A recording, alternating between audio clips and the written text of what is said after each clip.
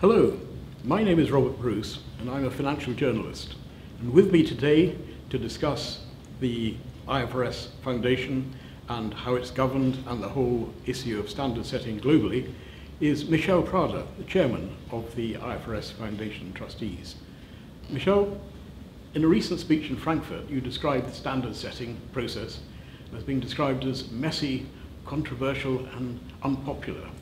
Why is something which is theoretically bringing hope to the world and growth to the economies around the world, why is it treated so? Well, it's a complex question. I'm a sort of veteran of these stories, and there are many reasons for that. Some of them are not very well founded, the defense of vested interests. Others are of a more sort of noble nature. It's really the opposition of philosophical approaches to the way the economy works. Is the accounting technique a tool to manage the economy, to manage micro and macro economy, or is it merely an objective system to describe the reality as well as possible? There is still a debate on this, and it is taking place today in the EU, as you know. Another one is that at the core of accounting is the concept of value. What is the value of a transaction? What is the value of an asset, of a liability? And there are people who believe that the value is determined by the market, and others who do not believe in market efficiency. Now, when you combine all these points of views, you have the explanation of why it is difficult, controversial, and sometimes messy. But we are making progress nevertheless. But there is underlying all this, there is a point that by using international standards globally, it does enhance the global economy, it provides growth. Do you want to just expand a bit about that? Yes, well, I started in the field of securities regulation in the mid-90s. At that time, I guess Europe had probably more standards than members. And of course, globally, there were a number of different accounting standard setters. And this created great difficulty for cross-border activities. Companies had to reconcile their accounts. All sorts of costs were exposed. Interpretations were difficult. I remember Daimler being listed in New York. They had a significant profit in Germany and a significant deficit in New York because of the standards. So the notion came that with the development of globalization, we needed to have one global language to facilitate the job of investors and other stakeholders and other market participants.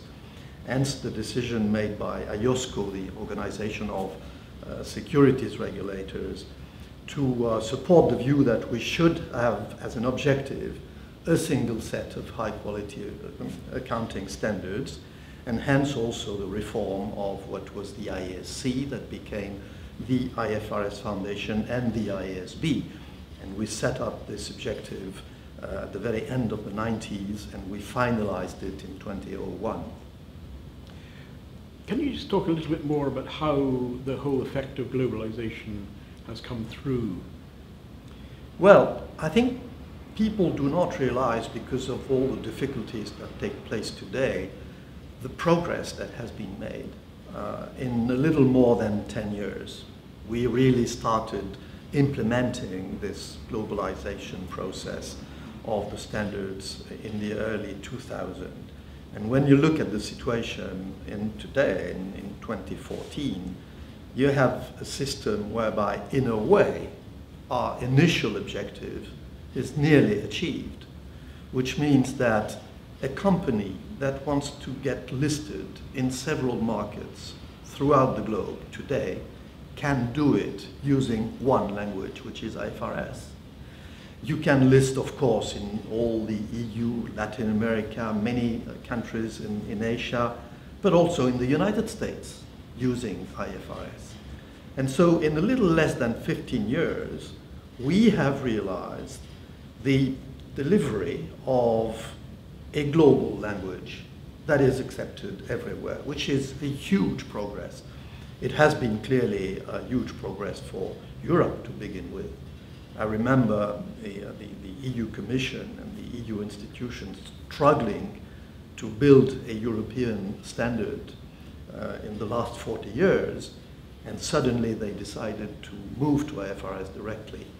And in 2005, all listed companies in the EU had the same language. Huge progress, reduction of cost, market efficiency, comparability.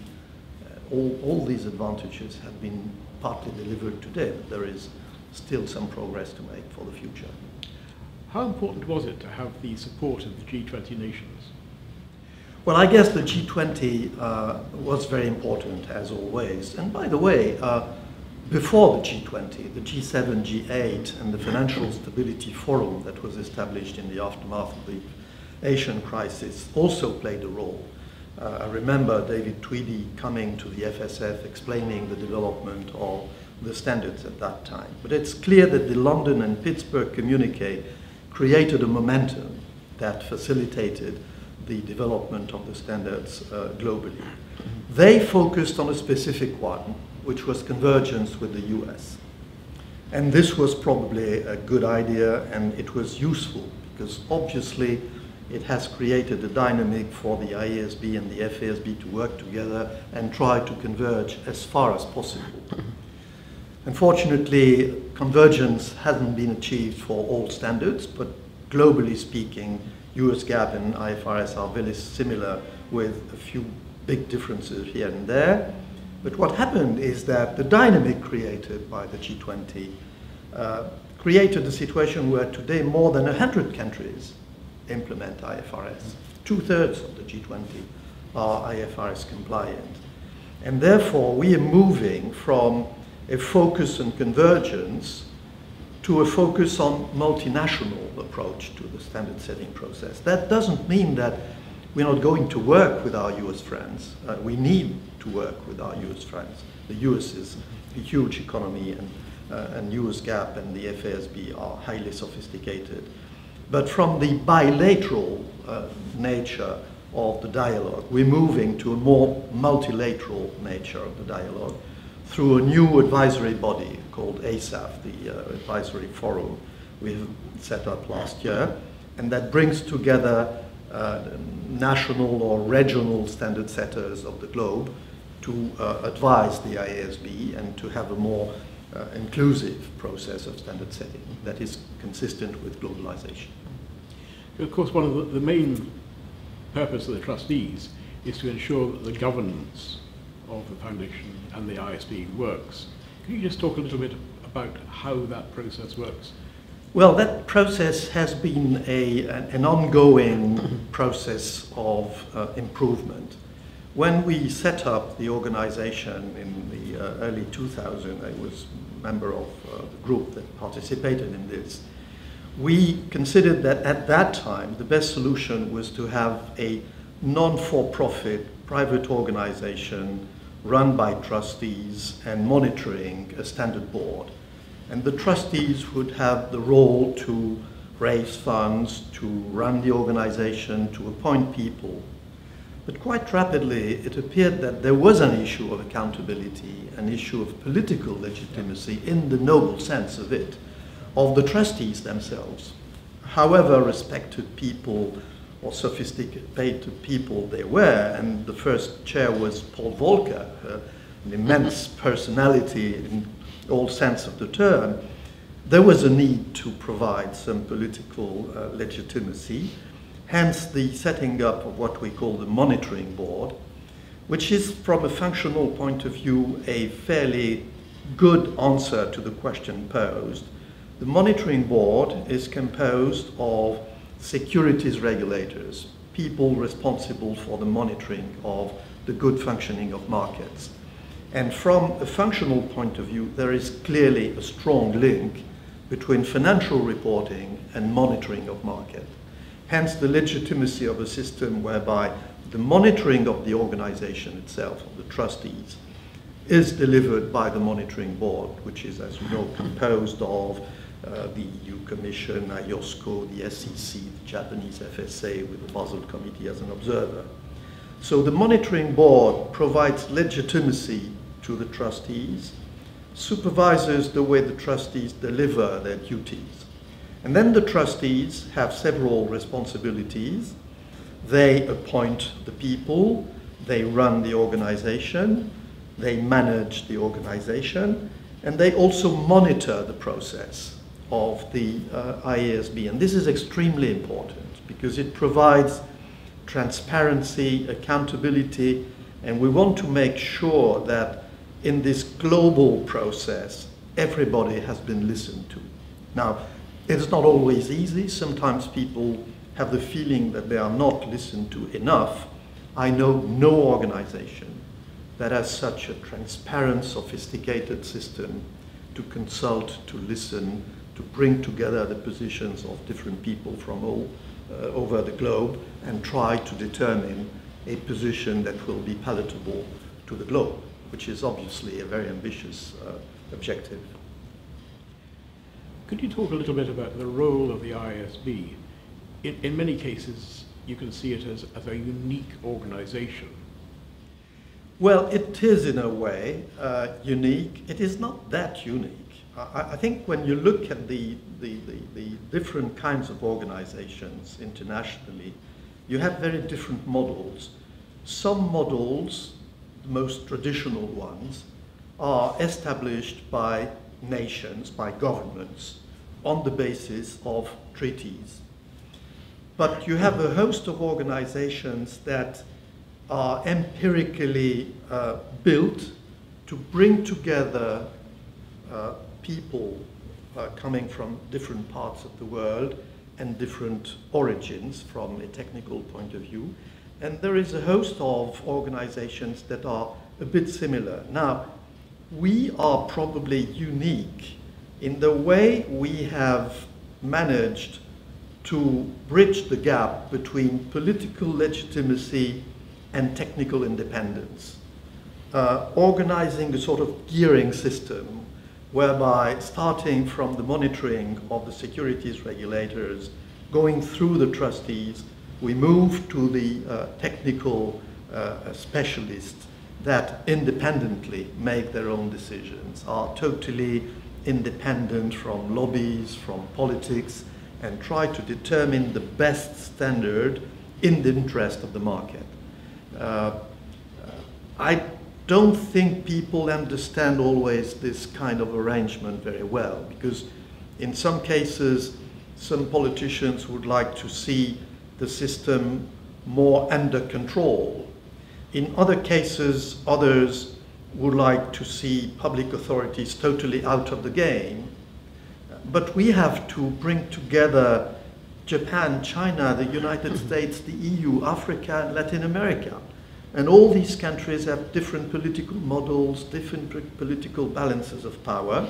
We have to provide something which takes a little of all the needs, brings it in a very original way, and delivers a governance that, to my view, is quite satisfactory, because the choice of the people and the way the organization is run is monitored from the point of view of public interest, but the technical independence of the standard setter is preserved. And this is a very complex thing to organize. And it's a very important differentiator.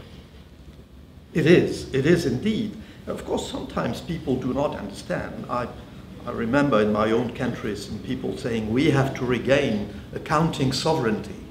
But what does accounting sovereignty mean in a globalized world? Accounting is a technique.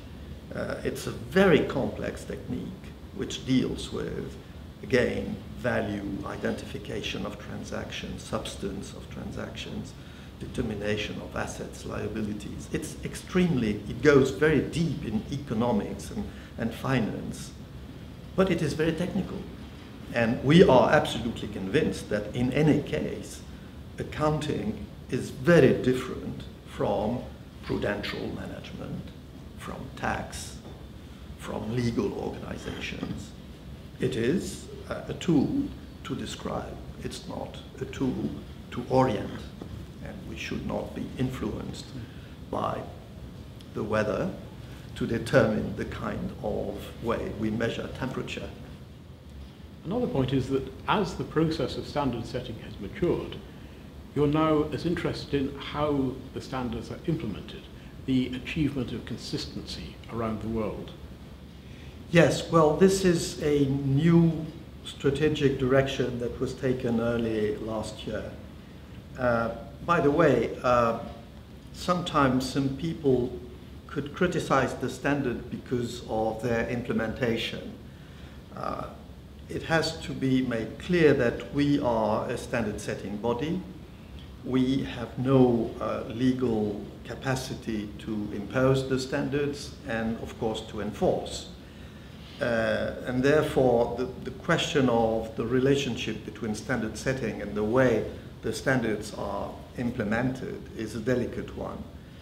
Obviously, the credibility of the standards goes with the soundness of the way they are implemented and enforced. And therefore, we've tried to find a way to work in this direction.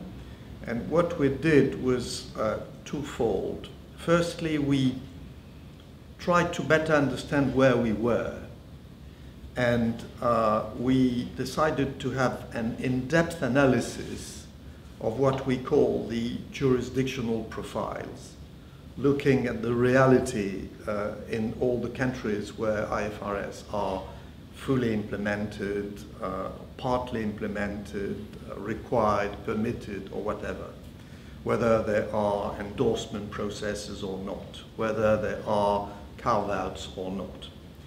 And this study is ongoing, by the way, but it already shows quite remarkable development of the standards, mostly without exceptions, and with endorsement process that usually are more tools of legal implementation than tools to change the standard. When you need the standard to be enforceable, you need some kind of legal basis to do it. Hence, at some point in time, a decision by a legitimate authority to say this is the way you will organize your accounts in this country. So the jurisdictional profiles was the first step. It's not finished, and it will probably be an ongoing work. The second thing is that we tried to find counterparts to help us identify the way the standards are implemented, to identify possible inconsistencies, to bring back information to us so that we can better understand how the standards fit for purpose. And we tried to analyze who would be the best partners for this. There is a host of people who can help us. Clearly, the securities regulators have a special role here because these people are at the front line of implementation of financial information for the sake of market efficiency.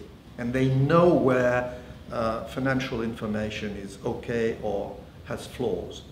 Hence the arrangements we have made with IOSCO. We are also in the process of making similar arrangement with the European Authority, ESMA, and we hope that working with the securities regulators will help identify the ways implementation goes. There are other parties that can help us. The PCAOBs can help us, the guys who supervise the auditors themselves, and we work with the firms to identify possible inconsistencies. So this is a process whereby we don't want to step in implementation. It's not our role or enforcement. We don't have the capacity. But it's useful for us to make sure that the standards are well understood, consistently implemented, and that we do not see the recreation of diversity in a globalized system. So it is an important part of recent developments. Could you talk a little bit about the advisory forum and what hopes you have from that as its work unfolds in the future? Well, we have moved progressively from this sort of bilateral discussions we had with the US, also with IFRAG, also with the Japanese and others, to a system whereby we wanted to bring together in the same organization the main leaders in the accounting field. That's not easy, because there is, of course, an organization of standard setters, but this is a huge forum. It wouldn't be possible to work efficiently in such a global organization. So we had to find an advisory body that would bring together people coming from North America, South America, the Africas, Asia, and other parts of the world.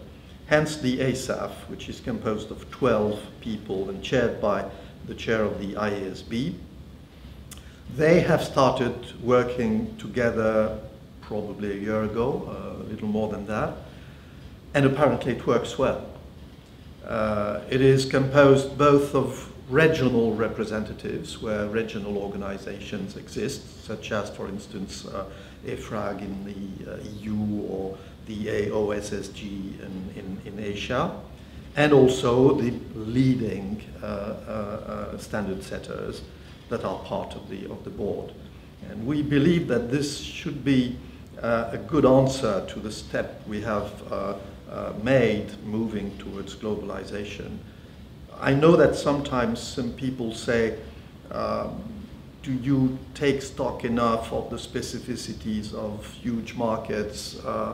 Aren't you diluting the dialogue? I don't think that is the case. I think, by the way, we can still maintain some specific relations with our friends in the world. A good example is the revenue recognition standard that has been adopted in a converged way by the FASB and the IASB, and where a specific grouping of people will look into the way this very complex standard will be implemented. So we can manage things in a diversified way. But this movement towards a more inclusive and multinational structure, I think, was very logical and consistent with our state of development today.